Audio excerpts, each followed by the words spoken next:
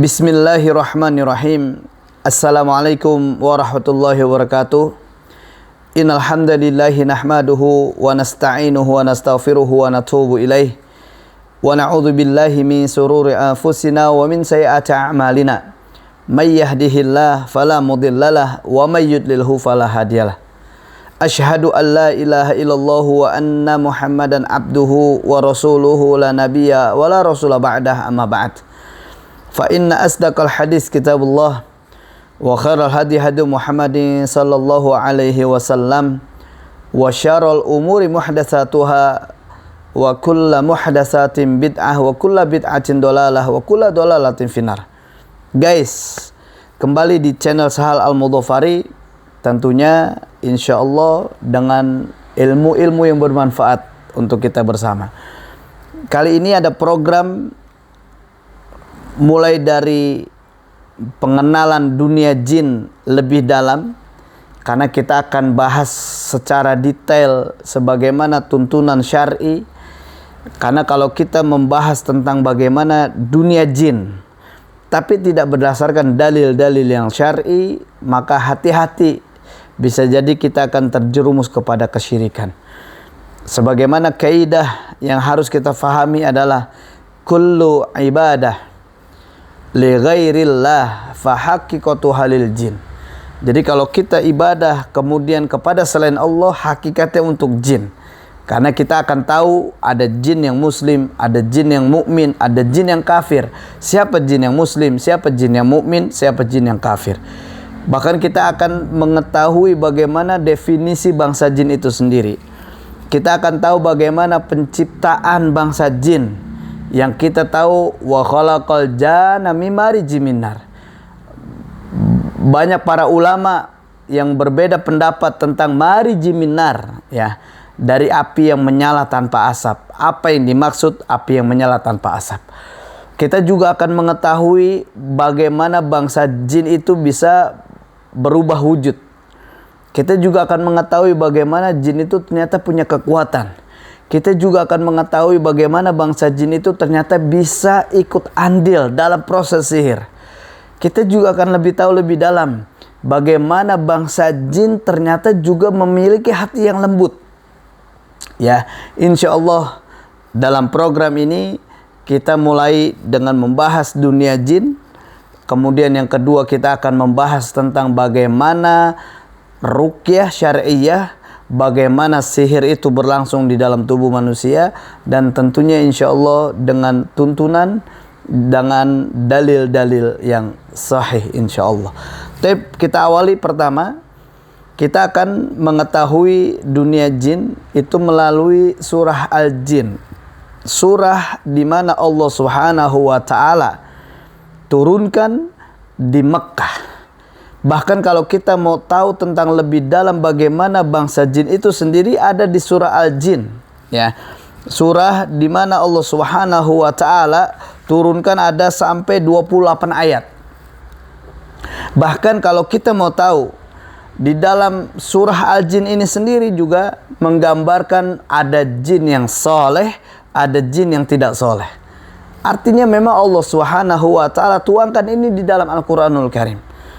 Makanya buat teman-teman semua yang sampai detik ini masih meragukan adanya sosok jin di sekitar kita, maka lihatlah Quran. Quran sendiri juga ada yang bernama surah Al-Jin itu sendiri. Artinya kita nggak boleh ragu. Taib, bismillah. Kita sama-sama tadabburi surah Al-Jin, ya, surah Al-Jin.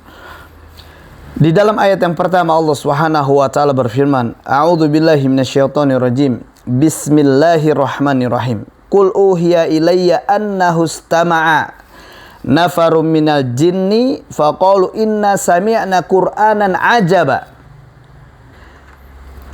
Kemudian di ayat yang keduanya, yahdi ilal rusydi fa amanna bihi wa lan nusyrika bi rabbina ahada.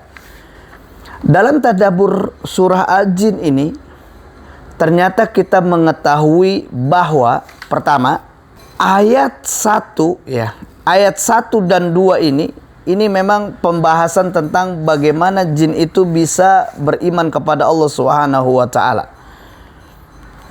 pada saat jin mendengarkan ayat Quran, kemudian jin itu bisa beriman kepada Allah Subhanahu wa taala. Saya jelaskan profil surah Al-Jin pertama. Surah yang ke-72, ya kan? Kemudian dinamakan Al-Jin memang karena surah jin ini berkaitan dengan dunia jin dan hal-hal yang berkaitan dengan alam mereka. Terus ada 28 ayat. Kemudian surah Al-Jin juga diturunkan di Mekah pada periode Makkah atau sebelum Rasulullah SAW hijrah ke Madinah. Ternyata kalau kita tahu surah yang diturunkan di Mekah selain ini bicara tempat, juga bicara waktu. Waktunya adalah sebelum Nabi Muhammad SAW hijrah dari Makkah menuju Madinah. Kemudian awal surah menegaskan bahwa Rasulullah SAW tidak dapat melihat jin jika tidak diberitahu oleh Allah Subhanahu wa taala.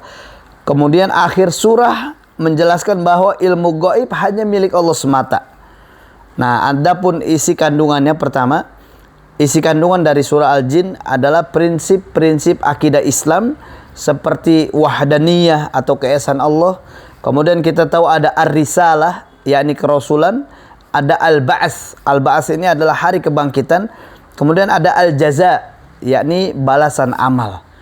Jadi kita akan tahu lebih dalam bagaimana kandungan surah Al-Jin itu sendiri. Nah, kemudian dari pembicaraan surah ini memang seputar jin dan yang berkaitan dengan alam-alam mereka.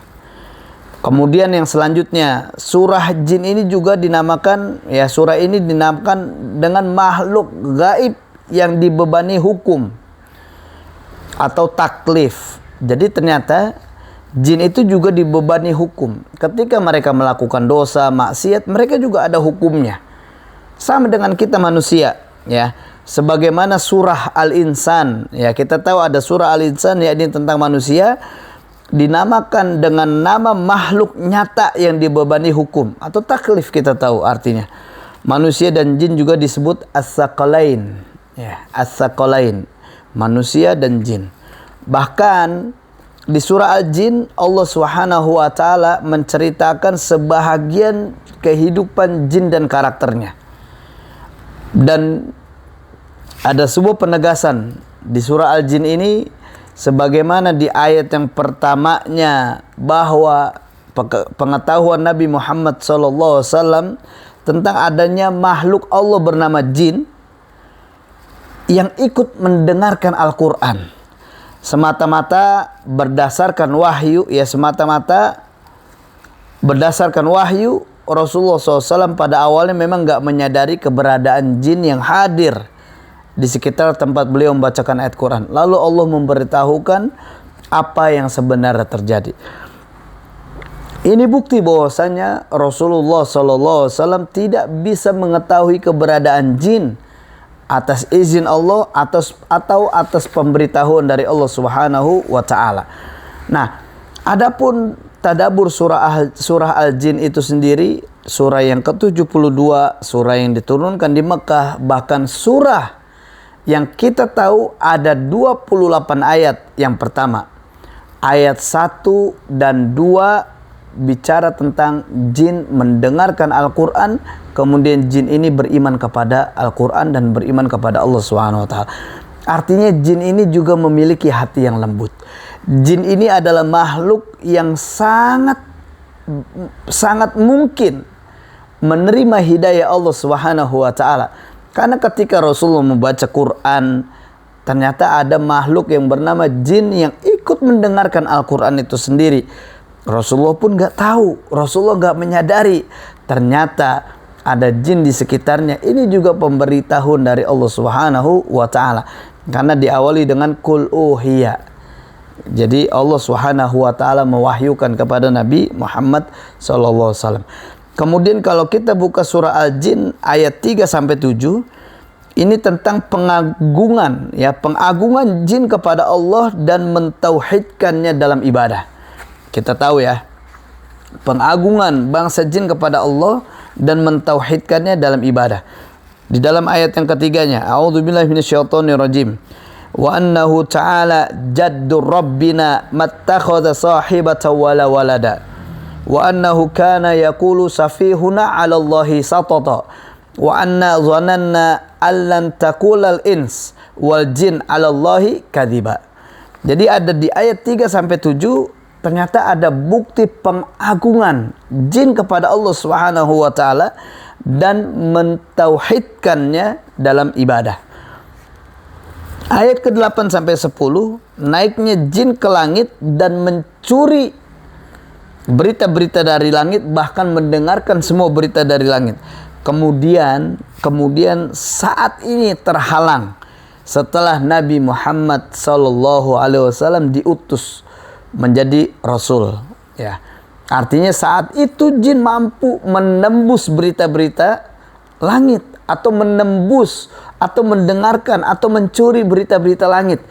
Tapi usai Nabi Muhammad SAW diutus menjadi Rasul, disinilah jin tidak lagi mampu untuk mencuri atau mendengar berita-berita dari langit. Kemudian di ayat yang ke-11 sampai 19 ada klasifikasi jin menjadi dua, ada yang mukmin, ada yang kafir. Kita coba sama-sama buka di ayat yang ke-11 dan ke-19. A'udzubillahi minasyaitonir rajim. Wa anna minna salihun, ya, minna salihun wa minna duna dzalik kunna tara'iqa qidada wa anna zananna allan nu'jizallahu fil ard wa lan nu'jizahu haraba. Jadi ada sebuah gambaran di mana Allah Subhanahu wa taala memberikan sebuah klasifikasi ayat 11 sampai 19. Ada jin yang mukmin dan juga ada jin yang kafir. Nah, ayat 20 sampai dengan 28 ada sebuah perintah Nabi menyampaikan dakwah dan kekhususan ilmu gaib bagi Allah Subhanahu wa taala. Jadi teman-teman mesti paham, ternyata Al-Qur'anul Karim ini bukan hanya untuk manusia, tapi untuk bangsa jin juga. Jadi diturunkannya Nabi Muhammad SAW, diutusnya Nabi Muhammad sebagai Rasul, Rasulullah mendakwahkan tauhid ini bukan hanya untuk manusia, tapi juga untuk bangsa jin. Dan kalau kita lihat dalil-dalil yang sahih, tidak ada Nabi dan Rasul itu dari kalangan jin. Kemudian ada sebuah pesan-pesan surah yang kita harus pahami. Pertama, kita harus mengimani adanya makhluk yang bernama jin, ya, dan alamnya. Kita harus imani itu. Kenapa? Karena jin ini adalah makhluk yang sama tugasnya dengan manusia. Sebagaimana di surah Az-Zariyat ayat 56, Allah Subhanahu wa taala berfirman, "Wa ma khalaqtul jinna wal insa illa liya'budun." Tidak aku ciptakan jin dan manusia kecuali untuk ibadah kepada Allah Subhanahu wa taala. Artinya jin ini harus kita imani bersama. Karena ini makhluk Allah, makhluk yang Allah ciptakan di muka bumi ini. Kemudian kita harus meyakini bahwa Allah Subhanahu wa taala Maha Kuasa, Maha berkehendak. Ya. Jin hanyalah makhluk ciptaannya seperti manusia yang lemah. Jadi nggak ada kekuatan apapun yang bisa menguasai diri kita. Hanya Allah Subhanahu wa taala, karena hakikatnya jin dan manusia sama-sama makhluk yang lemah. Ketiga, kita harus meyakini bahwa ayat-ayat Al-Qur'an, ya, ayat-ayat Al-Qur'an yang kita bacakan ini punya pengaruh kepada bangsa jin, sebagaimana juga dapat berpengaruh kepada manusia. Jadi ayat Quran ini punya pengaruh yang sangat luar biasa kepada bangsa jin, sebagaimana Al-Quran juga punya pengaruh kepada bangsa manusia. Hudal linas wa bayyinatin minal huda wal furqan, ya. Quran diturunkan sebagai petunjuk bagi manusia, wa bayyinatin minal huda wal furqan. Bahkan menjadi penjelas, wa bayyinat minal huda wal furqan, dari setiap petunjuk dan pembeda.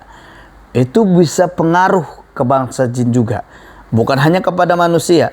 Kemudian ada sifat-sifat jin yang harus kita waspadai. Pertama, mereka ada yang sesat dan menyesatkan, tapi ada juga yang beriman. Sama dengan manusia. Manusia juga ada yang sesat dan juga menyesatkan, tapi juga ada yang beriman. Kemudian mereka juga nggak dapat memberikan manfaat ketika manusia minta perlindungan kepada mereka. Ya, sebagaimana di surah Al-Jin ayat 6, wa annahum kana minal ins ya'uduna birijali minal jin. Ya, wa annahum kana rijalu minal ins. Dan kita ketahui banyak lelaki dari kalangan manusia ketika melewati satu lembah, ya'uduna birijali minal jin. Mereka minta perlindungan kepada bangsa jin. Padahal di surah Al-Jin itu sendiri menggambarkan jin gak bisa memberikan manfaat serta tidak bisa memberikan perlindungan kepada kita. Di saat manusia minta manfaat, di saat manusia minta perlindungan, maka jin tidak bisa memberikan itu semua kepada kita sebagai manusia. Yang selanjutnya, mereka juga tidak punya kekuatan ketika dihadapkan dengan kekuatan Allah Subhanahu wa taala. Mereka tidak punya kekuatan ketika dihadapkan dengan kekuatan Allah Subhanahu wa taala. Sebagaimana Allah juga berfirman, inna kaida syaitani kana dha'ifa. Sesungguhnya semua tipu daya syaitan, kekuatan-kekuatan syaitan itu lemah. Insyaallah kita akan lanjut terus membahas bagaimana, nanti kita akan tahu bagaimana karakter dunia jin itu sendiri. Ya, teman-teman pantengin terus channel ini. Insyaallah kita akan membahas secara berseri. Barakallahu fikum wa faqakumullah. Assalamualaikum warahmatullahi wabarakatuh.